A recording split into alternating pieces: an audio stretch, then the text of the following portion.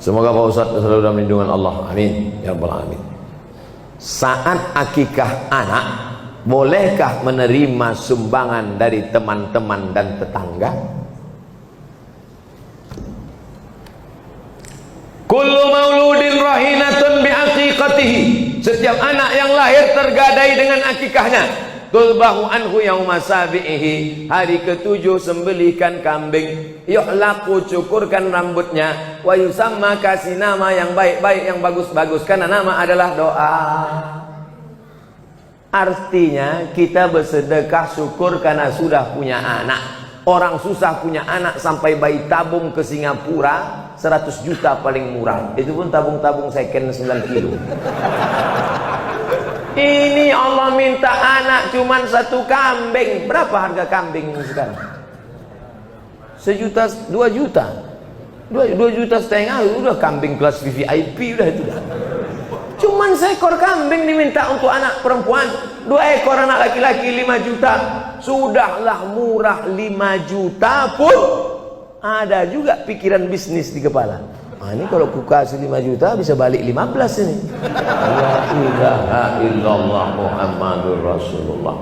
Makanya waktu anak saya lahir tak saya undang jamaah. Karena kalau saya undang jamaah nanti dia pasti bawa kado ngasih itu ini.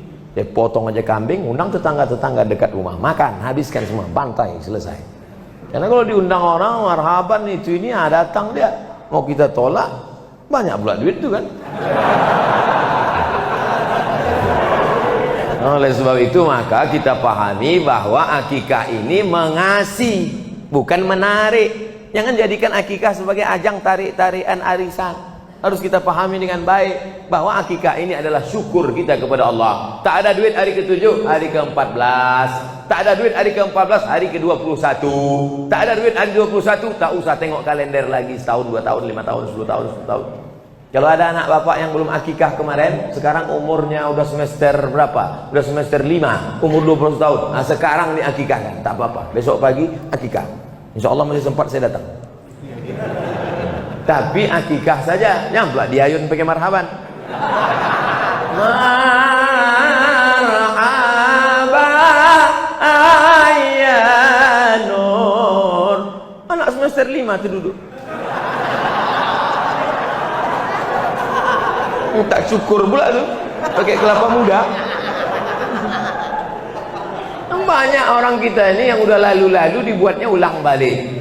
Akikah sedekahnya aja, rambut usah cukur lagi, nama itu aja lah, jangan nama lagi. Begitu juga dengan mengazankan anak yang dulu diazankan bagus, sunnah. Nabi mengazankan cucunya Sayyidina Hasan, Sayyidina Husain. Tapi kalau anak udah besar jangan diazankan lagi. Nanti balik dari sini, nak sini sebentar. Allahu Akbar, Allah. Apanya ayah nih gitu.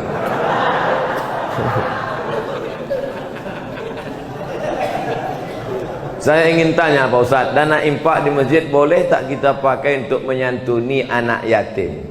Dana infak masjid diserahkan untuk santunan anak yatim. Dibuat di situ infak masjid. Orang yang memberi infak ke masjid itu niatnya adalah untuk operasional masjid.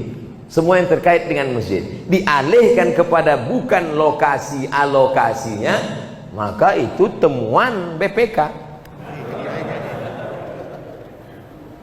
Tapi sedekah umum dibuat di situ kotak sedekah. Tak ada dibuatnya sedekah masjid, umum saja. Dialihkan ke fakir miskin bisa, karena posisi masjid di situ adalah sebagai mediator, sebagai pengumpul dia. Yang tak boleh itu duit anak yatim untuk masjid. Nah, itu tak boleh. Alladzina ya'kuluna amwalal yatama, orang yang memakan harta anak yatim, innama ya'kuluna fi butunihim nara, mereka makan api neraka. Tak boleh. Adapun duit sedekah umum dibagikan ke anak yatim boleh. Duit anak yatim dibagikan ke masjid tak boleh. Jadi pahami dengan baik. 2, menyantuni fakir miskin Pak Ustaz sedekah. Makanya untuk keluar dari ikhtilaf ini, makanya kadang kalau kita sholat Jumat, kotak itu sampai 3. Kotak 1 untuk masjid, kotak 2 anak yatim, kotak 3 fakir miskin, kotak 4 MDA, kotak 5 DLL. Macam pawai ta'aruf. Pakai remote pula tuh. Kenapa banyak betul kotak? Supaya orang memasukkan duit sesuai dengan niatnya masing-masing. Ada yang mau ngasih masjid, kasih masjid. Ada yang ngasih anak yatim, kasih anak yatim. Ada yang ngasih MDA, kasih MDA. Pengurus takut salah alokasi dana, nanti dituntut orang di akhirat. Udahlah amal tak banyak, menyelesaikan itu pula lagi. Dalam keluarga ada anak laki-laki yang tak meyakini tahlilan 40 hari, 100 hari dan sebagainya pada orang tua yang sudah mati meninggal dunia, karena acara tersebut pada ajaran Hindu, kata anak tersebut. Pada saat ada acara itu, anak laki-laki itu selalu pergi. Mau hujan, pergi dia cari kegiatan lain, ditinggalkannya maknya di rumah, sehingga membuat maknya menangis sedih. Pertanyaan, bagaimana hukum anak tersebut membuat orang tuanya menangis dan bersedih? Bagaimana cara saudara dan keluarga menyikapi masalah ini, Pak Ustadz? Masalah bersedekah untuk orang meninggal dunia, kapanpun sedekah itu sampai. Mana dalilnya?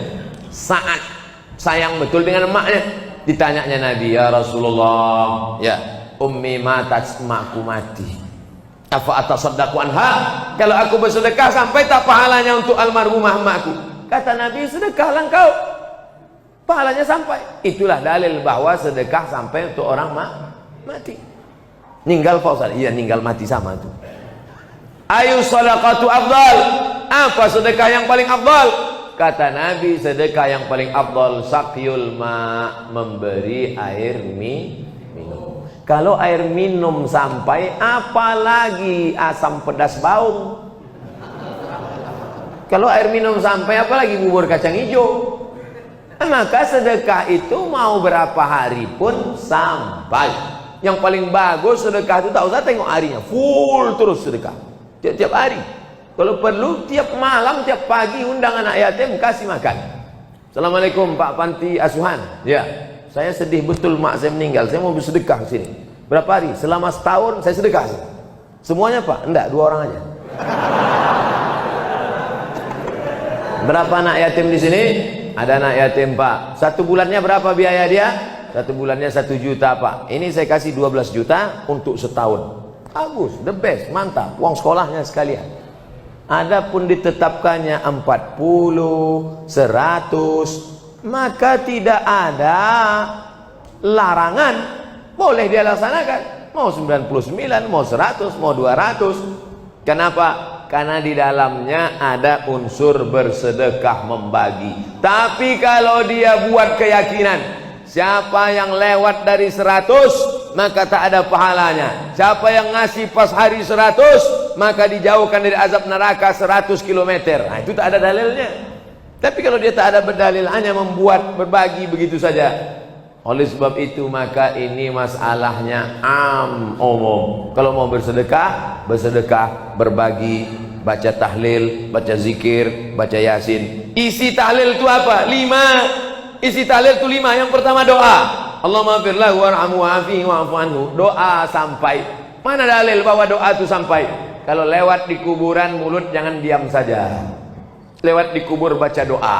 Apa doa lewat kubur? Assalamualaikum ya alad diyar minal mu'minin wa inna insyaallah bikum lahiqun yarhimullahul mustaqdimin wal mustakhirin as'alullah wa lakumul afiyah.